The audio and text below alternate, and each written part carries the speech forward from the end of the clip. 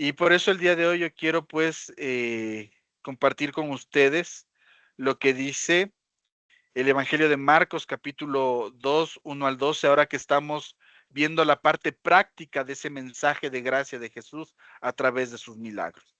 Y dice así: cuando Jesús regresó a Capernaum varios días después, enseguida corrió la voz de que había vuelto a casa.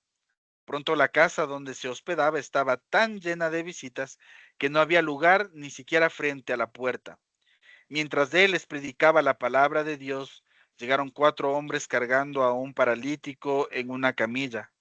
Como no podían llevarlo hasta Jesús debido a la multitud, abrieron un agujero en el techo encima de donde estaba Jesús.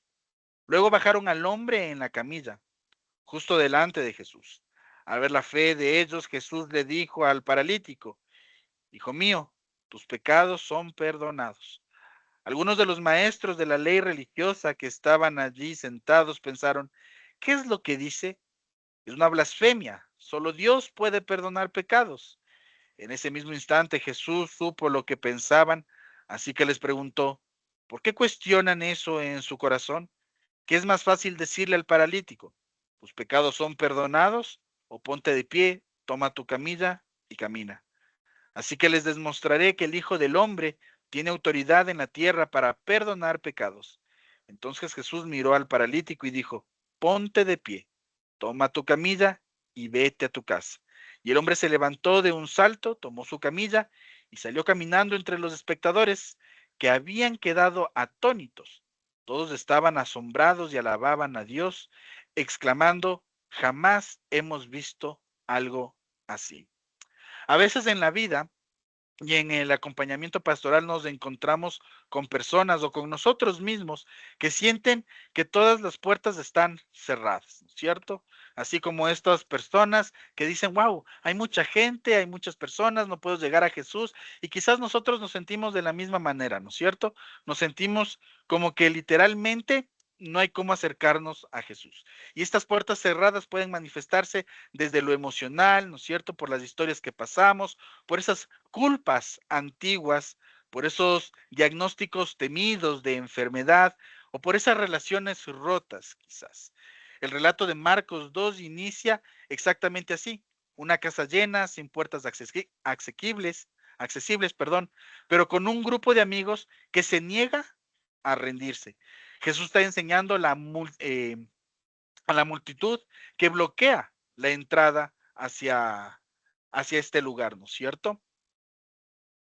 Y de repente vemos dentro de esta narrativa a a un paralítico que depende totalmente de otros. Lo que parecía un obstáculo se convierte en un escenario de fe, perdón y de restauración. Esta historia no se centra solo en un milagro físico, sino en la revelación de quién es Jesús y qué tipo de fe lo conmueve. Y aquí es importante el que nosotros podamos de alguna manera puntualizar el hecho de la fe de los amigos y cómo esta fe se manifestó.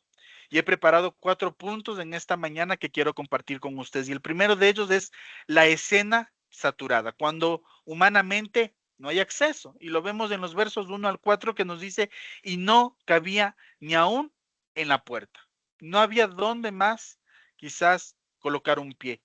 Y parecería ser que este es el sueño de todos los líderes y pastores, ¿no? Que algún día digamos: wow, esta iglesia está tan llena de gente que no hay dónde poner un pie. Y quienes quizás hemos pasado por situaciones de ver cómo la iglesia crece, ¿no? Generalmente lo que hacemos es comprar más sillas o abrir más horarios de servicio. Sin embargo, aquí de alguna manera vemos a un Jesús que no está haciendo este tipo de acciones, no es que está diciendo: bueno, traigan más sillas, o bueno, voy a abrir otro horario más para las personas de la tarde, sino que de alguna manera vemos este elemento cotidiano dentro de la relación o dentro de la forma en cómo Jesús hacía las cosas, ¿no es cierto? Y la gente estaba completamente saturada ahí, expectantes, escuchando, viendo lo que él estaba haciendo, ¿no es cierto? Y en este aspecto, en este mismo elemento, la casa está justamente repleta. Todos quieren escuchar a Jesús, pero nadie abre espacio. No hay ese acto de, ok, creo que hay personas de afuera, no sé si nos arrinconamos un poquito más, no sé si nos apretujamos un poquito más, porque todos tenemos derecho a escuchar a este Jesús, ¿no? 4 amigos llegan cargando a un paralítico, alguien que por sí mismo no podía eh, acercarse a Jesús por sus propios medios. La importancia o la imposibilidad mejor externa frente a esta situación es importante el poder analizar. Porque ¿cuántas personas nosotros conocemos que no tienen las herramientas para acercarse a Jesús? Y no porque no quieran, sino porque justamente están paralíticos. Quizás una parálisis incluso espiritual. Y la importancia de que nosotros como amigos podamos abrir paso para este encuentro, ver todas las herramientas, ver todas las estrategias que están a nuestra disposición para que estos amigos, estos conocidos, puedan acercarse justamente a Jesús. Y no hablo de obligar a que la persona se acerque a Jesús. A veces nosotros nos podemos topar con una pareja, con un hermano, con un hijo que ya ha dicho, no quiero saber nada de Dios, no quiero saber nada de Cristo, no quiero saber nada de Jesús. ¿Por qué? Porque me he topado con cristianos, me he topado con pastores, todo se trata de la plata, y esos elementos lastimosamente los han convertido en paralíticos espirituales. Estos amigos son pacientes, son constantes, son perseverantes y no le están criticando frente al hecho de, ay, es que no puedes caminar, ay, es que no te puedes mover tú, es que qué pesado que estás, es que nos toca ir y ver la forma en cómo abrimos el techo para acercarte a Jesús. No es la actitud de estas amistades.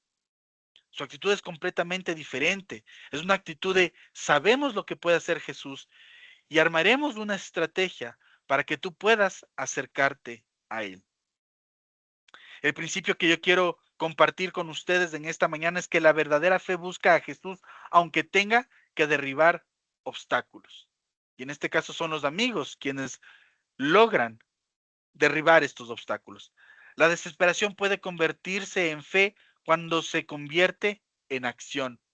Podemos ver a estos amigos que están ahí mirando a este paralítico con esta desesperación de queremos que tú tengas una vida normal y debemos ver también esto desde el contexto en el que está sucediendo esta situación. Un paralítico era una carga para la familia, porque era una persona que no podía contribuir económicamente a la familia, era una persona que no podía buscar sus propios recursos, era una persona literalmente marginada, era una persona que dependiendo de la edad, no nos dice el texto bíblico esto, pero si era muy joven o estaba en una edad en la que podía contribuir económicamente al hogar, probablemente era una carga para su madre, para las mujeres de la familia, para el padre. Aquí no nos habla, y lo curioso es, de la familia, nos habla de los amigos. Así que muy probablemente esta persona por su condición fue rechazada por la familia, porque qué difícil era para la época sostener a una persona así. Pero en esa desesperación de los amigos de ver qué hacemos para que tú puedas ser funcional dentro de esta sociedad, esta desesperación que toma una acción se convierte en algo muy poderoso. No es solamente quedarse con esta sensación de qué podemos hacer, sino el hecho de poder justamente actuar lo que transforma la vida de este paralítico. Hebreos 11:6 nos recuerda, es necesario que el que se acerca a Dios crea. Habla de una decisión, habla de una acción. Y en Santiago 2:17 vemos que la fe se expresa en acciones concretas, no solamente en un deseo. Y aquí quizás el reflexionar frente a muchas de las cosas que nosotros hemos visto y vivido a lo largo de nuestra vida como cristianos. Pasar por situaciones complejas y de repente lo primero que hace la iglesia es cadena de oración. Que yo no digo que cadenas de oración estén mal o que la fe esté mal, pero quedarnos solamente en una cadena de oración no va a cumplir el propósito de Dios para la persona a la que Él quiere impactar y llegar. Me han llegado quizás algunas cartas de la confraternidad evangélica ecuatoriana y me sorprende mucho el tema cuando frente a las diferentes circunstancias que vive el país, lo que ponen en la carta es invitamos a la iglesia de Cristo a orar. ¿Es importante la oración? Sí. Pero ¿y la acción? ¿Qué cosas concretas estamos haciendo? ¿Cuál es el alcance que quizás este grupo dentro de nuestra comunidad, la Confraternidad Evangélica Ecuatoriana, qué alcance puede tener? El hecho de poder llegar no solamente a movilizar pastores, sino literalmente quizás buscar dentro de la misma población cristiana a expertos en sociología, teología, psicología, antropología, para explicar lo que realmente está sucediendo como fenómenos sociales en nuestro país. Que no sea solamente frente al tema del aborto el invitamos a la iglesia a orar. La acción es importante y nos estamos quedando atrás en muchas cosas porque nos hemos limitado a orar. Vuelvo y repito, no estoy diciendo que está mal orar, pero el texto bíblico es claro cuando nos dice que la fe sin acción es muerta. Así que para motivarnos de esta reflexión lanzo algunas preguntas. ¿Quiénes son las personas que Dios te ha puesto para llevar a sus pies? ¿Nos rendimos ante la primera dificultad? Es que ya me dijo, no quiero saber nada de Dios. En el acompañamiento pastoral, ¿sabemos ayudar a otros a abrir techos cuando no encuentran puertas? Y vuelvo y repito, no se trata de obligarle a la persona de, ya pues cree, debes creer, es que estás mal, es que tu familia, porque no crees en Dios, por eso tu hijo está en esta situación. No se trata de ese acercamiento a Dios, porque eso es muy acusatorio, muy denigrante. Es esa espera de poder justamente desde la intercesión, en ese lugar secreto de mi habitación, en esa puerta cerrada, en ese lugar específico que yo he destinado para conectarme con Dios, en donde yo comienzo a pedirle al Espíritu Santo que abra puertas para que esta persona pueda conocer. Y mi acción está quizás en poder acompañarle, no tanto obligarle a que escuche un mensaje. Y eso me lleva al segundo punto que quiero compartir con ustedes en esta mañana. La respuesta desconcertante. Jesús atiende lo invisible primero. Al ver Jesús la fe de ellos, dijo al paralítico, hijo, tus pecados te son perdonados. Jesús ve la fe de los amigos y dirige sus palabras no a la enfermedad, sino al corazón. La necesidad más profunda no era la parálisis, sino la culpa, ¿no? En aquellas épocas, recordemos que cuando habían estos elementos de enfermedad, lo primero que se hacía era culpabilizar a la persona. Algo como lo que pasó con Job. Estás así porque hay pecado. Y nosotros quizás hemos escuchado eso hoy en día, ¿no? Es que te estás divorciando porque estás en pecado. No encuentras trabajo porque estás en pecado. No te va bien en el negocio porque estás en pecado. No estás en porque estás en pecado. Y uno literalmente se siente culpable de realmente no me va bien porque estoy en pecado. Jesús en esta historia no apuntaló hacia lo físico, hacia lo que las personas podían ver. Fue directamente hacia ese sentido de culpa con el que quizás creció esta persona. La historia no nos dice si fue paralítico de nacimiento o si fue paralítico por algún accidente, pero muy probablemente por su condición, esta persona sí fue juzgada socialmente y le hicieron sentir culpable. Y Jesús actuó ahí. Antes de sanar el cuerpo, Jesús sanó el alma. El paralítico recibe un título que transforma su vida. Hijo. Es lo primero que hace Jesús, reconocer esa paternidad de Dios a través de él. Antes de caminar sobre sus pies, camina en una nueva identidad. Y eso es algo maravilloso, porque no lo reconoce como tú que has pecado, o tu generación, o tus antepasados que han pecado, no.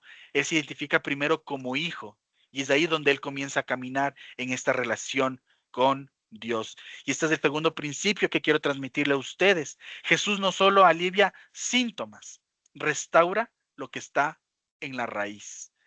Y algunos textos para respaldarlo podemos ver en el Salmo 103, verso 3, que dice, Él es quien perdona y sana. Jesús, Dios. El profeta Isaías en el capítulo 1, verso 18 nos recuerda, aunque vuestros pecados sean como la grana, Él los puede hacer tan blancos, súper, ultra, mega, macro, blancos. Así que vuelvo a lanzar estas preguntas para que podamos reflexionar. ¿Estamos permitiendo que Jesús toque lo profundo y no solo lo visible? En nuestras crisis, ¿qué esperamos? ¿Alivio o transformación? A veces nosotros oramos y decimos, Señor, tú ves cómo está su matrimonio, actúa en su matrimonio, cambia el corazón de estas personas. Y claro, nosotros apuntalamos o nosotros nos fijamos en lo que vemos, pero puede que haya algo más allá, algo más profundo, en esa misma identidad de ser hijos del Dios Altísimo. Así que esta es una invitación a que transformemos también la forma en cómo nosotros intercedemos por los demás. Quiero compartir con ustedes el tercer punto de esta mañana, el conflicto silencioso, corazones que cuestionan la gracia. Entre el verso 6 y 9 vemos que los maestros religiosos o los maestros de la ley se hacen esta pregunta: ¿quién puede perdonar pecados si no solo Dios? Esto lo vemos entre los versos 6 y 9 del texto que leímos. Se preguntan ellos, ¿no? ¿Quién puede perdonar pecados si no solo Dios? Los escribas no declaran sus molestias, la piensan. No están diciéndole directamente a Jesús, oye, pero se supone que solo Dios puede perdonar pecados. Ellos están en ese pensamiento interno de, y quizás muchas veces hemos hecho nosotros esto dentro de casa, ¿no? Dentro de nuestro propio sentir. Ahí está el hermano, pues, que le dejó embarazada a la hermana y ya está en el grupo de alabanza otra vez cantando. ¿Será que no le puso en disciplina el pastor? ¿Cómo así otra vez está ahí? Y no decimos las cosas, pero nos quedamos ahí con ese comentario en silencio, pensando que nadie escucha, pensando que nadie sabe. Pero la historia nos demuestra y nos revela que Jesús sí tiene conocimiento de eso, ¿no es cierto? Por eso, de alguna manera, Jesús discierne sus pensamientos. El problema no era el acto de perdonar, sino la identidad de Jesús. ¿Quién se cree este para perdonar? Es lo que ellos cuestionaban. La resistencia siempre aparece donde la gracia confronta religiosidad. Y eso es algo importante de poder analizar, porque ante la gracia siempre va a haber quien se levante y diga, pero ¿cómo es posible que a ese que fue adúltero le den permiso de servir? ¿Cómo es posible que este que le embarazó a la novia esté ahí dirigiendo la alabanza? Claro, cuando se manifiesta la gracia del Padre, siempre va a haber alguien que se levante para dar a conocer la ley, lo que nos separa quizás de nuestro Dios, de nuestro Padre. Así que el principio de este punto que quiero transmitir es lo que Jesús, eh, lo que Jesús hace revela quién es, ¿sí? Lo que Jesús hace revela quién es. Y Él es Dios presente, Dios que perdona, Dios que restaura. Ese actuar de Jesús nos demuestra que Él es Dios justamente. Juan 10:33 dice, tú siendo hombre, te haces Dios. Esto nos confirma la divinidad de Jesús y nos separa quizás de otros grupos religiosos que dicen que Jesús no era Dios. El Salmo 139, verso 2 dice, tú conoces mis pensamientos, porque solo Dios tiene la capacidad de ser omnisciente. Así que, ¿nos molesta que Jesús perdone a personas que nosotros no perdonaríamos? A mí sí me revienta el hígado. Pero cuando lastimosamente decides seguir a este Jesús, es parte del proceso. Saber que Él va a perdonar incluso a las personas que yo no quisiera que perdone. Y me molesta como humano.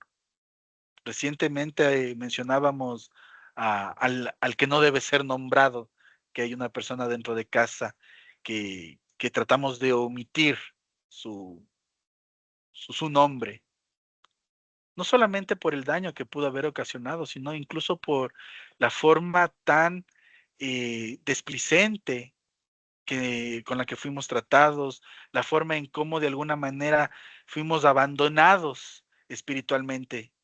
Y yo he dicho, ¿cómo es posible que Dios tú sigas bendiciendo a esta persona?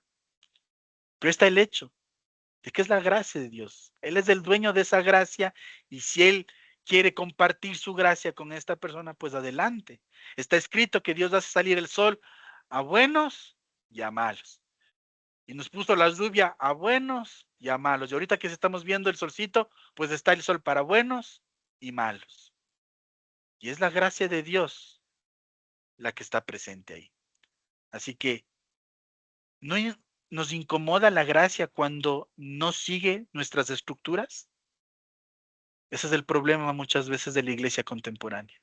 Nos molesta la gracia de Dios cuando no sigue lo que nosotros creemos. Es que la salvación no se pierde, la salvación sí se pierde. Es que la ley dice esto, la ley dice aquello. Y de repente vemos que Dios comienza a topar la vida de una persona adúltera, de una persona que fornicó, de una persona quizás que se identifica de una manera diferente con su género. ¿Y cómo es posible? Y comenzamos nosotros a levantar voces y las luchas y las caminatas y cosas por el estilo.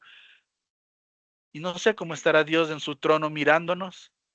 Lo que sí sé es que ante las personas que lo necesitan, su mirada es 100% de gracia y perdón.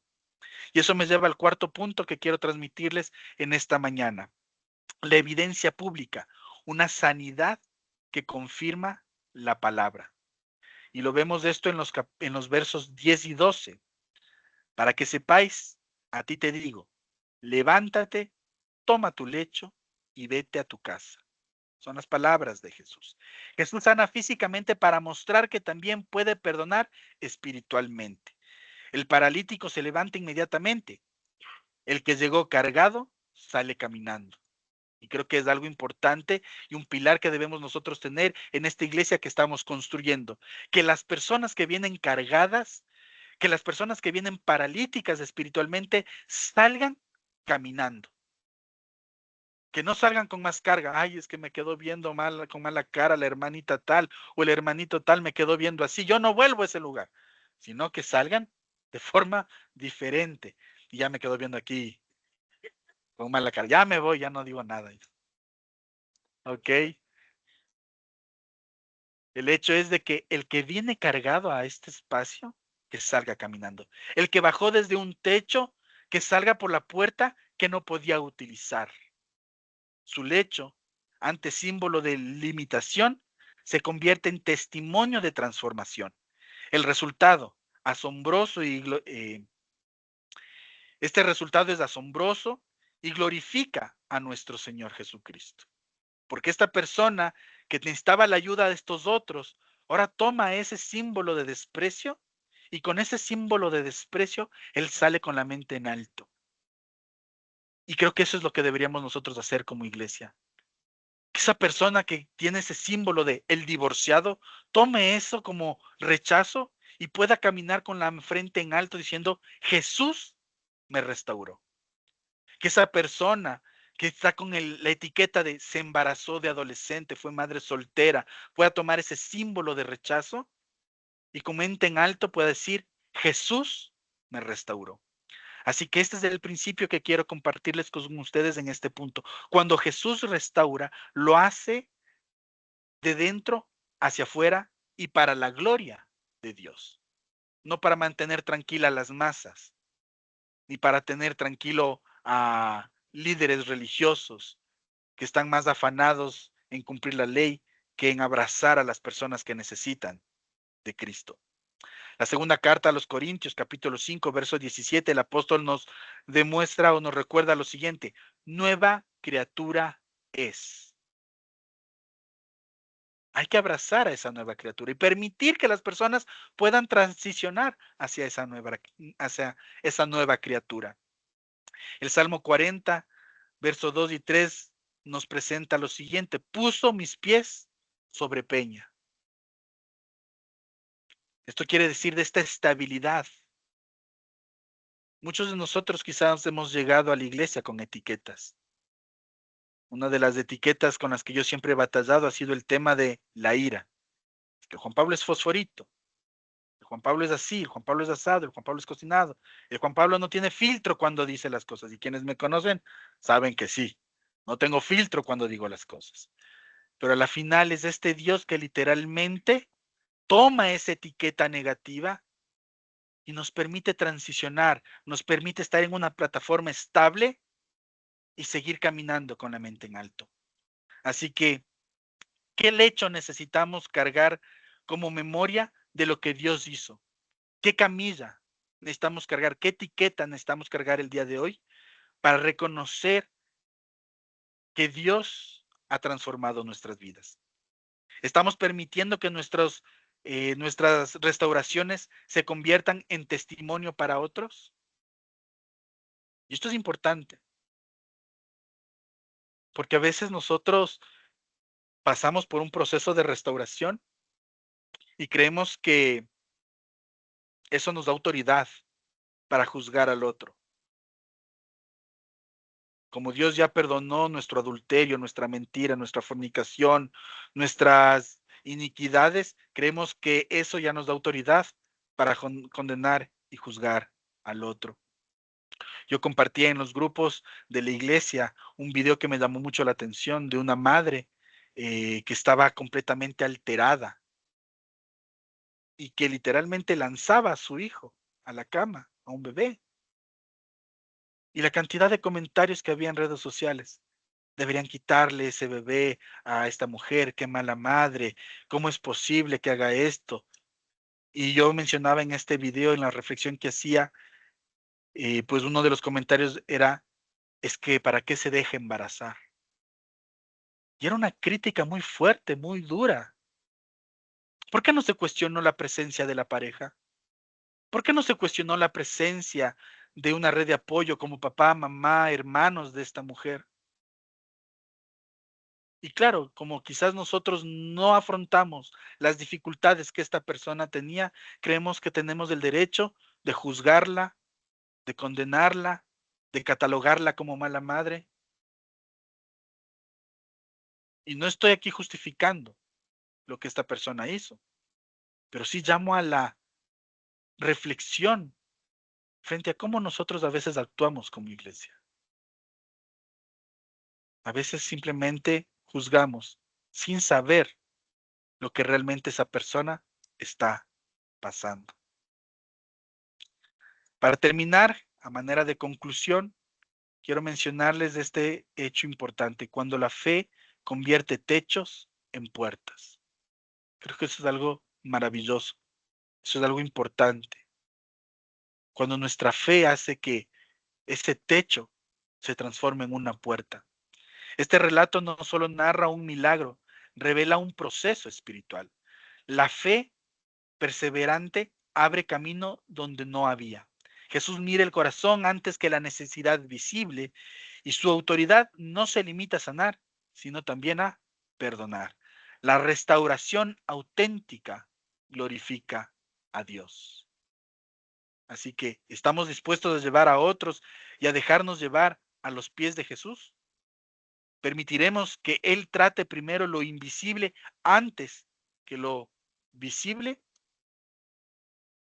¿Reconocemos su autoridad para perdonar, sanar y levantarnos?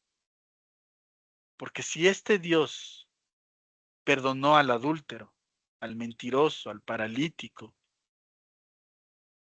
al político, ¿quiénes somos nosotros como iglesia para decir no? Tienes primero que hacer esto antes de. Eso es soberanía de Dios. Padre Santo, mi Dios bendito, gracias te doy por esta mañana. Gracias porque a pesar de las circunstancias hemos podido escuchar tu mensaje.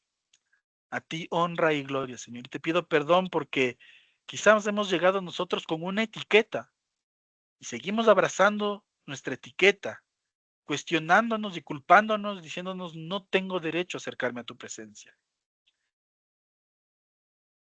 Quiero pedirte perdón si como amigos de una persona que ha sido rechazada, en vez de tratar de buscar la manera adecuada de acercarnos a ti, simplemente hemos llegado con la ley, con la crítica, con la condena, y eso simplemente ha servido para que Él se aleje más de tu presencia.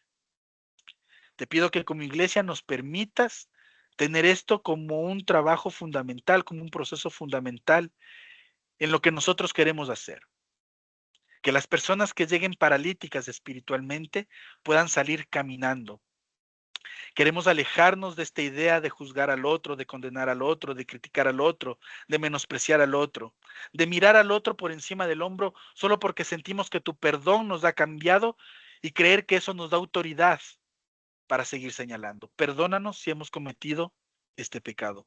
Perdónanos si es que hemos sido piedra de tropiezo para otros con estas actitudes. Y gracias por este milagro que tú hiciste años atrás a esta persona, que hoy nos permite reconocer la importancia de transformar techos en puertas abiertas. Honra y gloria solo a ti. Por los siglos de los siglos oramos. Amén y amén. Pablo, ¿Sí? cuando Jesús le juró